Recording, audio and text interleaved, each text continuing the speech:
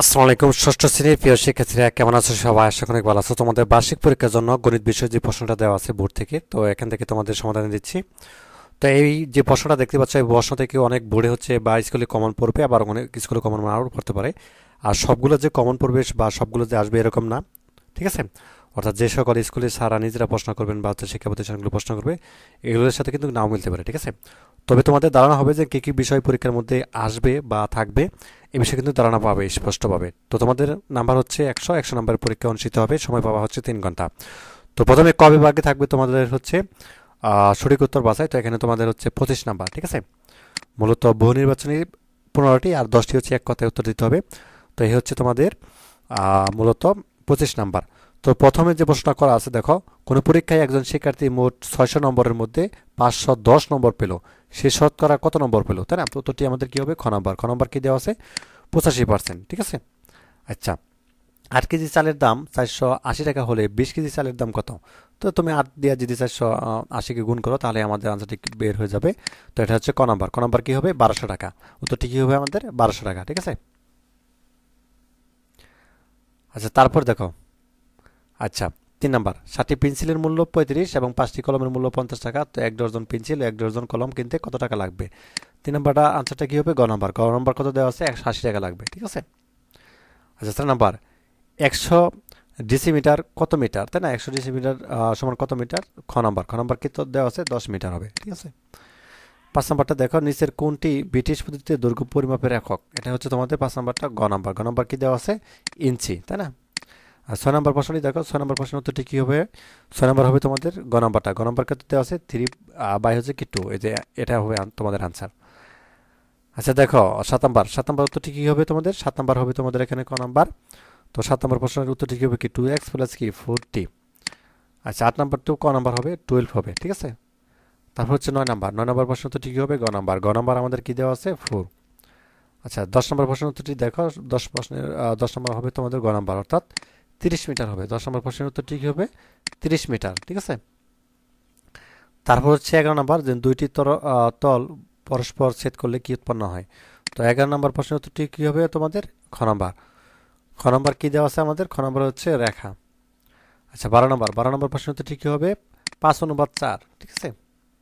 আচ্ছা, 13 নম্বর প্রশ্নটি, 10 জন শ্রমিকের দৈনিক মজুরি এত, উৎপাদ্যগুলোর প্রচুরক কত, তাই না? তো এখানে প্রচুরক বাই করতে বলছে 13 নম্বর। তো 13 নম্বর হচ্ছে গ নম্বর। গ নম্বর কত দেওয়া আছে? 550। 550, এটা কিন্তু মাঝখানে, এটাই হচ্ছে প্রচুরক, ঠিক আছে? আচ্ছা, 5 জন শিক্ষার্থীর ওজন কেজিতে, মানে এত এত। এখানে একজনের ওজন হয়তো 39, 33, 35, 38, 32। উপাত্তগুলোর মধ্য নির্ণয় করতে বলছে। উপাত্তগুলোর মধ্য কোনটা? তো 14 নম্বরের আমাদের উত্তরটা কি হবে? 14 নম্বর হবে তোমাদের গ নাম্বার। গ নাম্বার কত দেওয়া আছে আমাদের? 29 হবে, ঠিক আছে?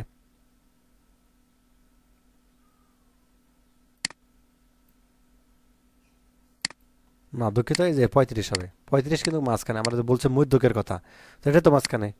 তো এটা হচ্ছে গ নাম্বার। আচ্ছা, তারপর হচ্ছে 15 নম্বর। 15 নম্বর উত্তরটি কি হবে? ক নাম্বার। ক নাম্বার কি দেওয়া আছে? 24। মানে এত উপাত্তগুলোর গড় নির্ণয় করতে বলছে, এগুলো সবগুলো যোগ করে তুমি হচ্ছে ভাগ করবা। এখানে 1টা 2টা 3টা 4টা 5টা, 5 দিয়ে ভাগ করবা। এই সবগুলো যোগ করবা, যোগ করার পরে 5 দিয়ে ভাগ করবা, কত হবে? 24 হবে। এটা তোমাদের আনসার। আচ্ছা, তারপর দেখো, এক কথায় উত্তর। এখানে রনি ও সিয়ামের ওজন যথাক্রমে 40 কেজি ও 36 কেজি। তাদের ওজনের অনুপাত বের করো। তো তাদের ওজন অনুপাত কত হবে? 10:9, ঠিক আছে? যে এই ডান পাশে খেয়াল করো, 10:9।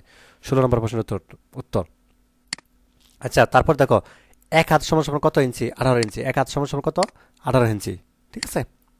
এখানে কিন্তু 1 ফুট বলা নাই। যদি 1 ফুট বলতো তাহলে কিন্তু 12 ইঞ্চি হতো, কিন্তু বলছে এক হাত, তার মানে কত হবে? 18 ইঞ্চি। বুঝতে পারছো? তো 17 নম্বর আনসারটা কি হবে? 18 ইঞ্চি। আচ্ছা, 18 নম্বরটা দেখো। 18 নম্বর এখানে যা বলছে, 18 নম্বর উত্তরটি দিয়ে দিচ্ছি তোমাদের। সেটি হচ্ছে যে 9 গুণ হবে, ঠিক আছে? আর 19 নম্বর হবে কত? X X X plus Y minus হচ্ছে কি 3z। এটাকে মুখস্থ করবা। এই যে তোমাদের 19 নম্বর প্রশ্নের উত্তর হচ্ছে কি এটা, ঠিক আছে? আচ্ছা, 20 নম্বর, বীজগাণিতিক রাশির কতটি পদ আছে? এখানে যেটি দেওয়া আছে 20 নম্বর। তো 20 নম্বরটা হবে তোমাদের 3টি। মুখস্থ করবা 3টি, ঠিক আছে? আচ্ছা, 21 নম্বর দেখো, এক্স এর কোনো মানের জন্য এত সমীকরণ সঠিক হবে। 21 নম্বর। 21 নম্বর কি হবে? x সমান সমান 6 হবে, এটাকে মুখস্থ করবা। দেন হচ্ছে 22 নম্বর, কোনো সমকোণী ত্রিভুজের শোকোণ দ্বয়ের একটি 55 ডিগ্রি হলে উপরটি কত? 22 নম্বর উত্তরটি হবে 35 ডিগ্রি, ঠিক আছে? তারপর হচ্ছে 23 নাম্বার, তোমার গণিত বইয়ের কয়টি তল আছে? গণিত বইয়ের তল আছে 6টি। এবং 24 নাম্বার কি হবে? ট্যালি ব্যবহার করা কি হিসাব কি বলা হয়? গণসংখ্যা, গণসংখ্যা বলে, ঠিক আছে। আর হচ্ছে 25 নম্বর কি হবে? প্রচুরক। পদার্থ পদার্থগুলোর মধ্যে যে পদার্থগুলো সবচেয়ে বেশি বারবার থাকে তাকে প্রচুরক বলে। এটা মুখস্থ কথা, সেটা বলে কি? প্রচুরক। আচ্ছা, খ বিভাগ দেখো। খ বিভাগে তোমাদের 13টি প্রশ্নের উত্তর দিতে হবে, 13 দুগুণে 26। প্রতিটা প্রশ্নের উত্তর মান হচ্ছে কত? একটা প্রশ্ন উত্তর দিতে পারলে 2 নম্বর পাবে। তো নিচের প্রশ্নগুলো উত্তর দাও। ক নাম্বার, একটি স্কুলে 350 জন ছাত্র এবং 300 জন ছাত্রী আছে। তাহলে 350 জন কত ছাত্র আর 300 জন ছাত্রী, তাহলে দুইটা যোগ করলে কত হবে? 650। তো ছাত্রীদের সংখ্যা মোট শিক্ষার্থীর সংখ্যা কত ভাগ? শতকরা কত ভাগ? এটা শতকরা একটা অঙ্ক দিয়েছে। তো তুমি হচ্ছে কিভাবে করবা দেখাচ্ছি উত্তরটি তোমাদেরকে, ঠিক আছে। উত্তরটি হচ্ছে তুমি এভাবে করবা, এখানে উত্তরটি দেখাচ্ছি। তাহলে মোট শিক্ষার্থী এত 650, ছাত্রীদের সংখ্যা শতকরা এত 300, নিচে কি 650, তাহলে গুণ হচ্ছে আমাদের 100। এটা আমরা যদি ক্যালকুলেশন করি তাহলে কত আসে? 46.16%। এটাই আমাদের উত্তর, ঠিক আছে। আচ্ছা, তারপর দেখো খ নাম্বারটা, যে 8 জন লোক 30 দিনে একটি কাজ সম্পন্ন করতে পারে। মানে 8 জন লোক কাজ করে, মানে যে কোনো একটা কাজ হতে পারে, সেটা 30 দিন লাগে আর কি 8 জনের। কিন্তু ওই একই কাজ যদি 12 জন লোক করে তাহলে তার কত দিন লাগবে? তো তুমি হচ্ছে এইভাবে করতে পারো অঙ্কটা, যে 8 জনের কাজটি করে 30 দিন, তাহলে একজনের লাগে 30 গুণ, একজনের বেশি লাগবে না, তাহলে 30 গুণ 8 দিবা। আবার 12 দিনে যেহেতু কম লাগে, তাহলে নিচে চলে আসবে 12, এই যে 12 নিচে চলে আসবে, ভাগ চলে আসবে 30 গুণ 8, তো ক্যালকুলেশন করলে 20 দিন। তো তার কত লাগবে? 20 দিন লাগবে, ঠিক আছে। উত্তর এটাই আমাদের উত্তর, কি হবে? 20 দিন। তো গ নম্বরটা, যে সানির উচ্চতা 50 ইঞ্চি এবং অনেকের উচ্চতা 120 সেন্টিমিটার, কার উচ্চতা বেশি? ঠিক আছে, এই যে অনেকের উচ্চতা 120 সেন্টিমিটার তোমাকে আগে বুঝতে হবে, ঠিক আছে, তাহলে অঙ্ক সহজে করতে পারবা। তো দেখো সানির উচ্চতা এত ইঞ্চি, মানে 127 সেন্টিমিটার। এটাকে যদি আমরা সেন্টিমিটার করি, তো আমরা 1 সেন্টিমিটার কত জানি? 2.54, তাই না? অর্থাৎ 54 সেন্টিমিটার থেকে ক্যালকুলেশন করলে আমাদের 127 সেন্টিমিটার। আর অনেকের উচ্চতা দিয়ে দিয়েছিল 120, তাহলে কারটা বেশি? সানিরটা অবশ্যই বেশি। তো সুতরাং সানির উচ্চতা বেশি। আচ্ছা, ঘ নম্বরটা থেকে, স্কুলে বার্ষিক ক্রীড়া প্রতিযোগিতায় দীর্ঘ লাভ হাসান ও কিরণের অতিক্রান্ত দূরত্ব যথাক্রমে এত, এবং দুজনের মধ্যে কে জয়ী হবে, তাই না? তো দুজনের মধ্যে কে জয়ী হবে? তো হাসানের দূরত্ব এত, তাই না? অর্থাৎ 450 সেন্টিমিটার। আর অনেকের দূরত্ব 449 সেন্টিমিটার, তাহলে অবশ্যই অনেক হাসান জয়ী হবে, তাই না? হাসানেরটা যেহেতু বেশি 50, আর ওটা 449, তার মানে এক বেশি। আচ্ছা, তারপর দেখো তোমাদের নাম্বারটা, একটি খাতার মূল্য X টাকা, একটি কলমের মূল্য Y টাকা, 4টি খাতা 6টি কলমের মোট মূল্য বীজগণিতিক রাশির মাধ্যমে প্রকাশ করলে এটা আমরা কি পাবো? তো নাম্বারটা দেখো, একটি খাতার মূল্য X টাকা এবং হচ্ছে কি, তাহলে 4 এত সমান এত টাকা, এবং আবার একটি কলমের মূল্য Y টাকা, তাহলে 6 মানে 6Y, সুতরাং মোট মূল্য হচ্ছে এত, ঠিক আছে। এই দুটো হচ্ছে যোগ করে দিবা, তাহলেই হবে।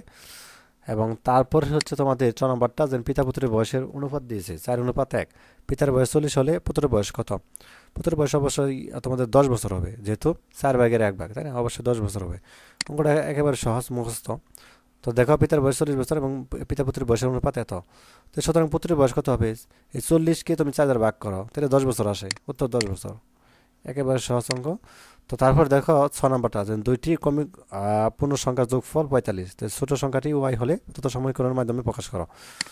তো এটা হচ্ছে প্রশ্ন মতে এত সমান এত, তো আমাদের Y সমান সমান কত? 22 আনসার, এটাই আমাদের আনসার, ঠিক আছে।